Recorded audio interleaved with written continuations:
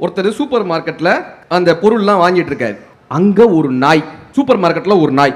அந்த நாய் என்ன பண்ணுச்சு, ஒவ்வொரு ரேக்லயா போய் ஒவ்வொரு திங்ஸையும் அதுவே எடுக்குது. பார்த்து பார்த்து பார்த்து பார்த்து திங்ஸ் எல்லாம் அது எடுக்குது. என்னடா ஒரு நாய் வந்து பர்ச்சேஸ் பண்ணுது, அதுவும் பொருட்கள்லாம் கரெக்டா எடுக்குது. கரெக்டா வந்து பில்லிங் கவுண்டர்ல இந்த கிரெடிட் கார்டை வாய் வழியா கொடுத்து ஸ்வைப் பண்ணுது, காசை வாங்குது, பில்லை எடுத்துக்குது.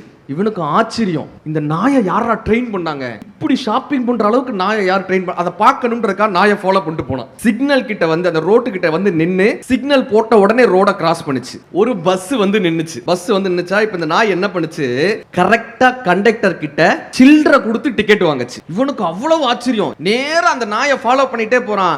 ஒரு வீட்டு வாசல்ல போய் அந்த நாய் நின்னு காலிங் பெல்ல அமுக்குது. நல்லா கேட்டுக்கங்க, காலிங் பெல்ல அமுக்குது. இப்ப கதவை திறந்துட்டு வெளியே ஒருத்த வந்து குச்சி எடுத்து நாயை அந்த அடி அடிச்சான் டங்கால்ட்ட. இவர் ரொம்ப வருத்தப்பட்டு போய் கேட்டார், சார் சார் சார் எதுக்கு அந்த நாய் அடிக்கிறீங்க, எவ்வளவு அறிவான நாய், உங்களுக்கு எவ்வளவு அழகான திங்ஸ் வாங்கிட்டு வருது, எப்படி வந்தது, அதை போய் அடிக்கிறீங்களே. அவன் சொன்னா, இந்த நாய்க்கு எத்தனை தடவை சொல்லியிருக்கேன், நான் தூங்கும் போது வந்து பெல் அடிக்காத பெல் அடிக்காத, வெளியே போகும்போது சாவி எடுத்துட்டு போ சாவி எடுத்துட்டு போன்னு அத்தனை தடவை சொல்லியிருக்கேன், வந்து பெல் அடிச்சு என் தூக்கத்தை கெடுக்குதுன்னா. நீங்க என்ன செஞ்சாலும் ஒருத்தரை திருப்தி படுத்திடவே முடியாது. நீங்க மிகப்பெரிய அறிவாளியாக இருந்தாலும் மிகப்பெரிய பொறுப்பாளியாக இருந்தாலும் நம்மால் ஒருவரை 100% திருப்தி படுத்திவிடவே முடியாது. அப்ப